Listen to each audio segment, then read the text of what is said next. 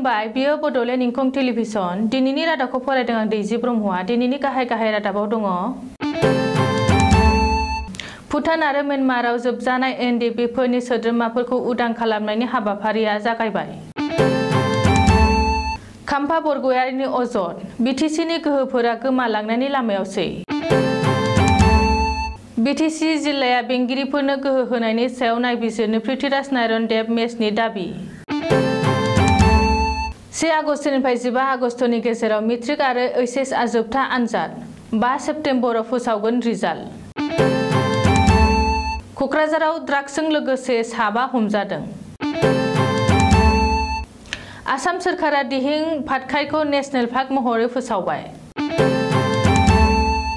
कानपुराव बासनि जाब्रबथायाव 17 जिउ खहा खोला आफ्रिकायाव सासे बिमायानो खनसे प्रेगनेन्सियावनो 10 गथ' जोनोम होदों करिना कापुर खाना मोनसे आखुनि थाखायनो 12 कौटि फिस बिदों दानिया आबुं रादाब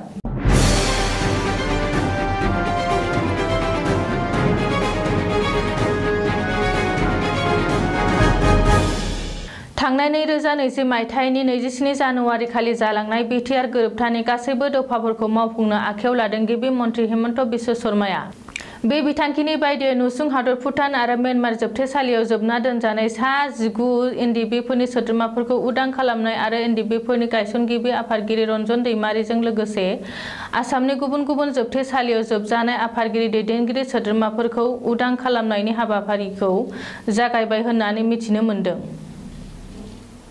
रिपर्टनि बायदिब्ला बे समाव एनडिपिनि 18 सोद्रोमाफोरा भुटाननि जोबथेसालियाव आरो सासे सोद्रोमाया म्यानमारनि जोबथेसालियाव दं मख'नो गोनांदि एनडिपिफोरनि गासैबो हान्जाफोरानो जयै भारत सोरखारजों गोजोन गोरोबथा खालामदोंमोनब्लाबो एनडिपिफोरनि आफादगिरि रन्जन दैमारिजों लोगोसे गोबां दैदेनगिरि सोद्रोमाफोरा दासिमबो जोबथेसालिनिफ्राय उदां जायाखै बिटिसिआ मोनखानाय माखासे गोहोफोरा गोमालांनायनि लामायावसै बिटिसिनि मोनब्रै जिल्लायाव जिल्ला बेंगिरि गोहो होनायनि उनावनो बिटिसिनि मोनखानाय गोहोफोरा गोमालांनो लागै लादों आरो बिटिसिनि मावफुं सोद्रोमाफोरनि गोहोआबो लासैनो गैया जालांनायनि लामायावसै मंगलबारखालि क'क्राझाराव मोनसे खौरांगिरि मेल खुंनानै बे अजदखौ होदों बिटिसिनि बारग' लेङाइ गाहाय आरो बिपिएफनि दैदेनगिरि खाम्फा बरगयारिया खाम्फा बरगयारिया खौरांगिरि मेल बुंदों दि बिटिसिनि गोरोबथानि गेजेरजों बर'फोरा गोबां जौगाथाय फैदोंमोन नाथाय बिटिआर सुक्तिनि गेजेरजों बर'फोरनि मोनखानाय बिटिसिनि गोहोफोरा गोमानायनि लामायावसै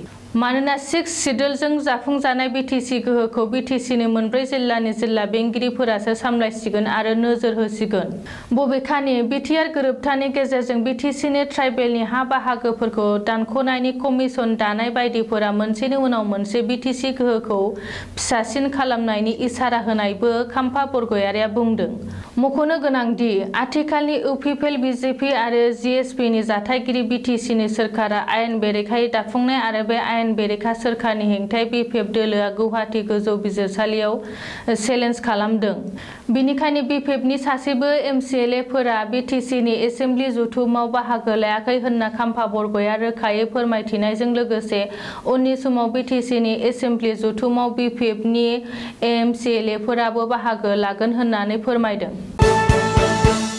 बिटिसि खुंथायनि सिङाव थानाय दरब्रै जिल्ला फारि क'क्राझार चिरां बाक्सा आरो उदालगुरि जिल्लानि जिल्ला बेंगिरिनो गोहो होनायखौ लानानै खुद्रिदों नर्थ इस्ट हेरिटेज फाउन्डेशननि डाइरेक्टर पृथ्वीराज नारायण देब मेसआ पृथ्वीराज नारायण देब मेसआ दिनै क'क्राझारनि खौरां भेलि हटेलाव मोनसे खौरांगिरि मेल खुंनानै गावनि खुद्रिसारनाय आरो गोजोननाय मोनिखौ फोरमायदों आरो बिटिसिआ जिल्ला बेंगिरिफोरनो गोहो होनानै रोजा रोजा बर' जोहोलाव जोहोलावजोफोरनि थै होना मोननो हानाय 6 सिडुल बिटिसिनि गोहोफोरखौ खोमाना लानो थांगासिनो दं होनना गोख्रों अजद होदों बेजों लोगोसेनो थांनाय 4 जुन खालाराव बिटिसिनि प्रिन्सिपाल सेक्रेटारिया बिटिसिनि दरब्रै जिल्लानि जिल्ला बेंगिरिनो बिटिसिनि मोन 16 बिफाननि जौगालु बिथांफोरखौ नोजोर होनो बिथोन हरनायनि सायाव गुवारै नायबिजिरनांगौ होननानैबो दाबि खालामदों पृथ्वीराज नारायण देब मेसआ बबेखानि बिटिसि बिसायख'थिनि सिगाङाव सोलायनायनि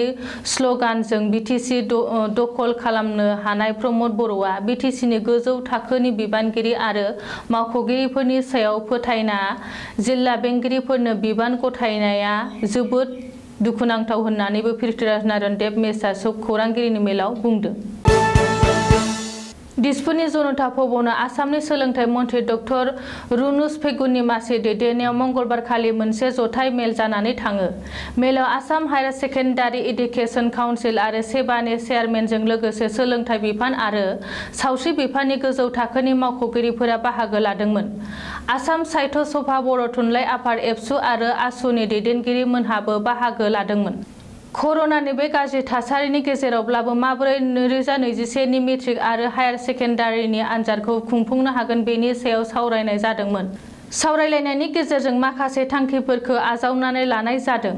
फरायसाफोरनि इयुनखौ नोजोर होनानै जेबो जिउनि खहा जाहोआलासिनो गोदान SOP दानानै आनजादखौ खुंफुंनाय, कभिड-19 एबा कर'ना भाइरासनि आथिखालाव गाज्रि थासारिखौ नोजोर होनानै मेट्रिक आरो हायार सेकेन्डारिनि आनजादा फैगौ आगस्त दाननि गिबि सप्तायाव खुंजानाय जाथों। लोगोसेनो आनजादखौ 15 आगस्तनि गेजेरावनो खुंफुंनानै 5 सेप्तेम्बरसिमहालागै आनजादनि फिथायखौ फोसावनाय जाथों। लोगोसे मोनथाम आयदानि सायावनो आनजादा खुंजायोब्ला आयदाफोरखौ फरायसाफोरानो गोसो बायदियै सायख'नो हागोन आरो आनजादा 100 नम्बरनि सायावनो जानांगौ होननानै थांखि लानाय जायो। मेल जोबखांनायनि उनाव लोगो लोगोनो आसामनि सोलोंथाइ बिफाननि मन्थ्रि डक्टर रुनुस पेगुआ खौरांगिरिनि मेल खुंनायखौ गासैबो खौरांखौ फोरमायथिदों। मंगलबारखालि बेलासियाव कक्राझार पुलिसआ गोबांथार बिबांनि ड्राग्सजों लोगोसे 7 लाइमोनफोरखौ हमनो हायो। कक्राझारनि डिएसपि भुबन पेगुनि दैदेननायाव मोनसे स्रोत सुलुंनि सायाव सोनारनानै कक्राझार टाउनाव सिग्रोमनानै ड्राग्स सोबग्रा 7 लाइमोनफोरजों लोगोसे गोबांथार बिबांनि ड्राग्स हमनो हायो। कक्राझार पुलिसआ बबेखानि हमजानाय 7 लाइमोनफोरखौनो बिमल ब्रह्म 24 बोसोर, खोमथा ब्रह्म 21 बोसोर, सुरज नार्जारि 19 बोसोर, थापु मण्डल 22 बोसोर आरो बुबुल गयारि 24 बोसोर होननानै पुलिसआ सिनायथि होदों। पुलिस बिफाना 7 लाइमोनफोरजों लोगोसे गं 21 प्लास्टिक कन्टेनार आबुं ड्राग्स बोखांनो हायो होननानैबो सुलुङाव फोरमायदों। आसामआ आरोबाव गुबुन मोनसे नेशनेल पार्क मोननो हाबाय। Dihing Patkai reserve फरेस्टखौ national park महरै फोसाव। आसामनि हाग्रा बिफाननि मन्थ्रि परिमल शुक्ल बैद्यआ दिनै मोनसे खौरांगिरि मेल खुंना दिहिं पाटकाईखौ नेशनेल पार्क महरै फोसावदों।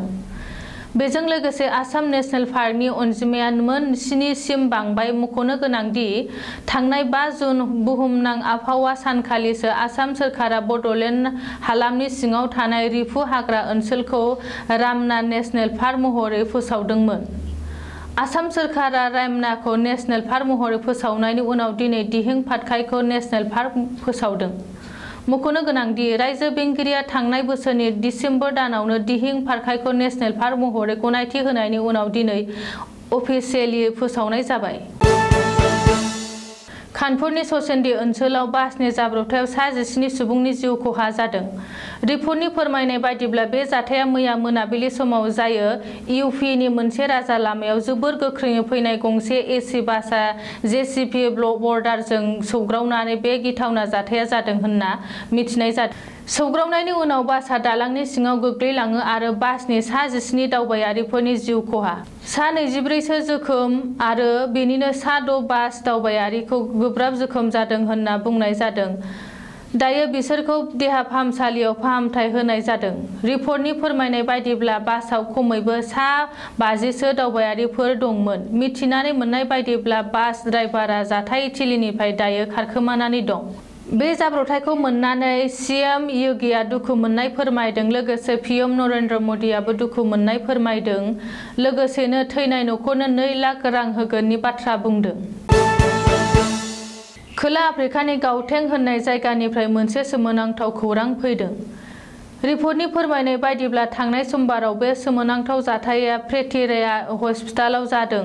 बे हस्पिटालाव 37 बोसोर बैसोनि गसियाम तामारा स्टल मुंनि सासे आइजोआ 10 गथ' जोनोम होयो। 7 हौवा गथ' आरो 3 हिनजाव गथ' होनना बुंनाय जादों। बे खनसे प्रेगनेन्सियाव सा 10 गथ' जोनोम होनो हानायखौ मुलुगनि गेजेरावनो गिबि होनना बुंनाय जादों, जायनि थाखाय दायो गाइनेस वर्ल्ड रेकर्डआव जायगा मोनबाय। गुसेम तामारा सिडली बुंनाय बायदिब्ला बिथाङा सा 10 गथ'खौ 7 दान 7 सानावनो जोनोम होदों आरो बिथाङा रोखा फोरमायदों दि बे गथ' जोनोम होनाया मिथिंगायारि। बिथाङा गोरोबथाय थानाय समाव जेबो रोखोमनि गुबुन ट्रिटमेन्ट खालामजायाखैमोन। नितेश तिवारीनि दैदेननायाव ओंखारनो गोनां रामायण सावथुनाव साउथ डाक्टार महेश बाबुखौ राम आरो बलिउड एक्टर ऋतिक र'शन रावणनि आखुआव नुनो मोनगोन होनना खौरां मोन्दोंमोन। लोगोसे सीतानि आखुनि थाखाय दीपिका पादुकण आरो करिना कापुर खाननि मुङा सिगाङाव फैदोंमोन। दायो गोदान आपडेट बायदियै बलिउड हांगामानि फोरमायनाय बायदिब्ला करिना कापुरनि थाखायनो रामायण सावथुननि थाखाय सीतानि आखु अफार फैदों आरो करिनायाबो सावथुननि सल'खौ मोजां मोनदों। नाथाय बे आखुनि थाखाय करिनाया 12 कौटि रां फिस बिदों होनना मिथिनाय जादों। बबेखानि दायो बेनि थाखाय करिनाखौ रामायण सावथुनाव नुनो मोनगोन ना मोना बुंनो हाथावनाया गोब्राब। दिनैनि रादाबा एसेनोसै, गोजोन्थों।